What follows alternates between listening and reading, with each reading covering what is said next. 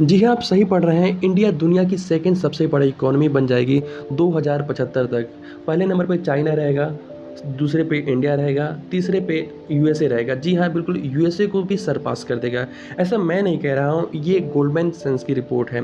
Okay, सो Goldman सैच्स क्या है? इसकी रिपोर्ट क्यों इतनी इम्पोर्टेंट है? पूरी दुनिया इसको क्यों कवर कर रही है? और इस रिपोर्ट में ये भी बताया गया है कि क्यों इंडिया इतनी तेज़ी से ग्रो अप करके 2075 तक अमेरिका को भी सरपास कर देगा।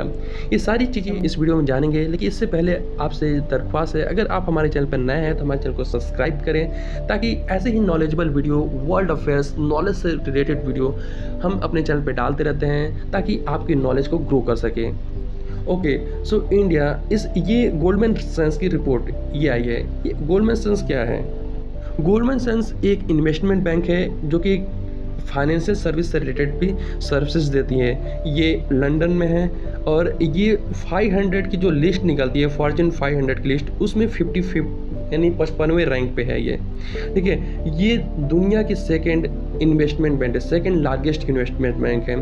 तो इसकी रिपोर्ट काफ़ी मायने रखती है। ये टाइम टू टाइम बहुत सारे रिसर्च पेपर्स पब्लिश करते हैं, जिसमें इन्होंने ये बताया कि कौन सी इकोनॉमी, किस देश की इकोनॉमी बड़ी होगी, किस देश की इन्वेस्टमेंट बड़ी होगी, जिससे ना लोगों को एक आइडिया लग जाता है कि किस देश में हम इन्वेस्टमेंट करेंगे तो मेरा पैसा ग्रो होगा। इसलिए इसकी रिपोर्ट काफ़ी इम्पोर्टेंट है। अब आते हैं इस रिपोर्ट के ऊपर, गोल्डमैन सैच्स। इसमें इन्होंने ये बताया कि how India could rise to world second biggest economy.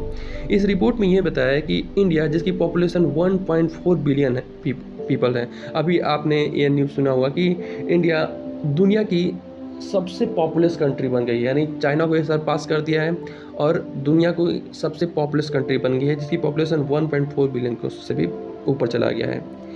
GDP forecast to expand dramatically. इसकी जो यहाँ की जो जीडीपी है, यानी ग्रॉस डोमेस्टिक प्रोडक्ट, जीडीपी वो भी ड्रामेटिकली इंक्रीज हो रही है, जिसकी वजह से इस रिपोर्ट में बताया गया कि 2075 तक अमेरिका को सरपास करके ये वर्ल्ड का सेकेंड सबसे बड़ी इकोनॉमी बन जाएगी।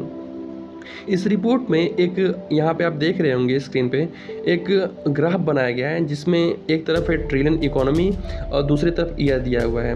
अगर हम इसको रिप्ले करके देखते हैं तो ये देखिए, इस रिप्ले में ऊपर की सबसे बड़ी इकोनॉमी आपको दिखाएंगे। सबसे पहली इकोनॉमी जो 2075 तक चाइना है, आप इस पर क्लिक करेंगे तो केवल चाइना का दिखाएगा। चाइना की इकोनॉमी 2020 में देखिए, यहाँ से ये ड्रामेटिकली ऊपर बढ़ा है। अब इंडिया के देखते हैं। इंडिया के देखिए, इंडिया की इकोनॉमी 2023 तक मीन्स ज़्यादा फ्लैट है। अब यहाँ से इसकी इकोनॉमी ड्रामेटिकली ऊपर बढ़े, नहीं बहुत तेज़ी से ग्रोथ हुआ है। अब यूएसए की देखते हैं। यूएसए की इकोनॉमी आप देखेंगे तो एक कांस्टेंट वे में आगे बढ़ रहा है। तो इस तरीके से आप 2070 तक देखेंगे तो पहले नंबर पे चाइना होगा, जिसकी इकोनॉमी 57 ट्रिलियन होगी। सेकेंड नंबर पे इंडिया होगा, जिसकी इकोनॉमी 52.5 ट्रिलियन होगी, और यूएसए 51.5। ओके, सो ये दुनिया की 40% जो इकोनॉमी है, यही 3 कंट्री जो है संभालेंगे। अब इसके नीचे आप कोई कंट्री नहीं देखेंगे। अब यूरोपीय यूनियन का दिया गया है यहाँ पे। यूरोपीय यूनियन, इसका जो ग्रोथ रेट है ये काफ़ी मीन्स स्लो है, जिसकी इकोनॉमी 2075 तक 30.3 ट्रिलियन होगी।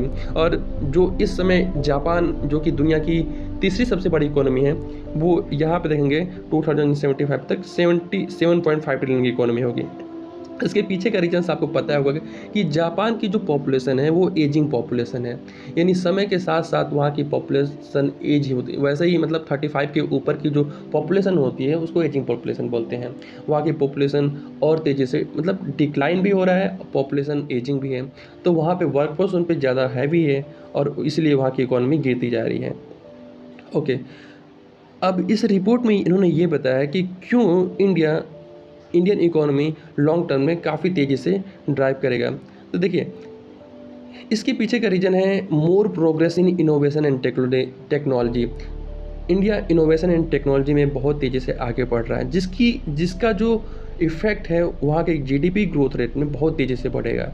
देखिए, इस समय इंडिया की जो इकोनॉमी 5th पोजीशन पे है, वर्ल्ड में 5th पोजीशन में है। पहले नंबर पे अमेरिका है, दूसरे पे चाइना है, तीसरे पे क्या है, तीसरे पे हमारा जापान है, चौथा जर्मनी है और 5वां है इंडिया। अभी लेटेस्ट रिपोर्ट के अकॉर्डिंग इंडिया की जीडीपी 2023 में 3.37 रहा है। ओके, आने वाले 2030 तक इंडिया की इकॉनमी जापान को भी सरपास कर देगी, करीब 5 ट्रिलियन के ऊपर चली जाएगी। और आने वाले जो 2075 में इन्होंने अकॉर्डिंग टू इस रिपोर्ट ये यूएसए को भी बीट कर जाएगी। अब इस नेक्स्ट देखते हैं इस रिपोर्ट में क्या लिखा गया है। How the India demographic compare to other large country in term of ageing and fertility. देखिए यहाँ पे इन्होंने ये बताया कि इंडिया की ग्रोथ का मेन फैक्टर रहेगा, एक तो इनोवेशन और टेक्नोलॉजी तो रहेगा ही, सेकंड रहेगा एजिंग एंड फर्टिलिटी। जहाँ दुनिया की आबादी एजिंग होती जा रही है, वहाँ का फर्टिलिटी रेट घटता जा रहा है, वही इंडिया की जो फर्टिलिटी रेट है वो भी कांस्टेंट या फिर उससे ज़्यादा है। और यहाँ की पॉपुलेशन काफ़ी यंग है, एजिंग पॉपुलेशन नहीं है। तो यहाँ की पॉपुलेशन का ये एक्सपेक्टेशन किया गया है कि अभी 2023 चल रहा है जिसमें इंडिया की पॉपुलेशन 1.4 ट्रिलियन है, लेकिन आने वाले 2050-60 तक इंडिया की पॉपुलेशन करीब 1.6 बिलियन तक पहुंच जाएगी। यानी यहाँ की पॉपुलेशन बढ़ती जा रही है। लेकिन सोचिए, अगर जिस कंट्री की भी पॉपुलेशन बढ़ रही है तो वहाँ पे और भी ज़्यादा इकोनॉमिक एक्टिविटी होगी, और इकोनॉमिक एक्टिविटी होगी तो वहाँ की जीडीपी ग्रोथ भी बढ़ता रहेगा। तो इम्पॉर्टेंट फैक्टर ये है कि इंडिया की जो इकोनॉमी इंक्रीज होने का एक मेन फैक्टर ये है कि यहाँ की पॉपुलेशन काफ़ी यंग है, बाकी के देशों की पॉपुलेशन या तो गिर रही है या तो कांस्टेंट रेट में है। जैसे कि अकॉर्डिंग टू रिसर्च पेपर्स, बहुत सारे रिसर्च पेपर्स के अकॉर्डिंग जो अमेरिका की पॉपुलेशन है वो 33-34 मिलियन के करीब ही रहेगी आज से 20 से 25 साल बाद भी। चाइना की पॉपुलेशन 2050-2060 तक करीब 1 बिलियन यानी 100 मिलियन के नीचे हो जाएगा, नीचे या फिर उसके आसपास रहेगा। लेकिन इंडिया की पॉपुलेशन 1.6 बिलियन यानी 160 मिलियन के आसपास पहुंच जाएगा। ये इंपॉर्टेंट फैक्टर्स। थर्ड है, इस रिसर्च पेपर्स में इन्होंने ये भी बताया कि इस जो इंडियन इकोनॉमी का जो ग्रोथ है इसमें क्या प्रॉब्लम आ सकती है, कौन कौन सा रिस्क हो सकता है। तो उसमें इन्होंने एक रिस्क वैसे कुछ इंपॉर्टेंट है नहीं, छोटा सा रिस्क ये बताया कि यहाँ का जो लेबर फोर्स है वो स्किल नहीं, इसकी पॉपुलेशन तो है लेकिन उनके पास स्किल नहीं है, जो कि कोई ज़्यादा इम्पोर्टेंट नहीं है। आपको भी पता होगा कि इंडिया की इस समय जो योजनाएं चल रही हैं, जो स्कीम्स चल रही हैं, कौशल विकास योजना और भी बहुत सारे जो टेक्निकल स्टडीज होती हैं, जैसे ITI हुआ, डिप्लोमा हुआ या फिर बीटेक्स हुआ, बहुत सारे जो कॉलेज से डिग्री होती है, ये सब एक तरह से मैन पावर को स्किल्स बना रही हैं ताकि वो इंडस्ट्रीज में काम कर सके और आने वाले इंडियन की ग्रोथ हिस्ट्री को और तेज़ी से, ग्रोथ रेट को और तेज़ी से बढ़ा सके, यानी स्किल लेबर तैयार हो रहा है। तो ये कुछ इंपॉर्टेंट फैक्टर या फिर ये कोई रिस्क नहीं है इंडियन इकोनॉमी के लिए। नेक्स्ट इन्होंने क्या पूछा है कि what are the some of the other key factors to understand the Indian economy. देखिए इंडियन इकोनॉमी का और क्या क्या चीज़ें हैं, तो देखिए सबसे इंपॉर्टेंट यह कि आप लोगों ने सुना होगा कि 2070 तक इंडिया ने ये प्रॉमिस किया है कि 2070 तक हम अपने देश में नेट जीरो एमिशन एनर्जी जो है, नेट जीरो एमिशन, अपने देश को ये घोषित कर देंगे कि हमारा देश नेट जीरो एमिशन प्रोड्यूस करेगा। यानी हमारे देश में जो फॉजिल, इसका मतलब ये होता है कि हमारा देश EV सेक्टर में ज़्यादा काम करेगा, इलेक्ट्रिक व्हीकल में ज़्यादा काम करेगा, जो रीन्यूएबल सोर्सेज पे ज़्यादा काम करेगा। जैसे कि आप लोगों को बहुत सारा पता होगा कि बहुत सारे सोलर प्लांट लगाए जा रहे हैं, न्यूक्लियर पावर एनर्जीज पे काम चल रहा है, न्यूक्लियर पावर यानी न्यूक्लियर एनर्जी पे जो पावर प्लांट है उस पर काम चल रहे हैं। तो रीन्यूएबल एनर्जी पे काम चलेगा तो हम लोगों की जो अदर देश पे जो डिपेंडेंसी है फ्यूल्स को लेके, जैसे जो क्रूड ऑयल है, क्रूड ऑयल के लिए हम लोग इस समय रसिया से तेल मंगवा रहे हैं। अभी एक साल में 146 बिलियन तक का हम लोग क्रूड ऑयल इंपोर्ट कर चुके हैं।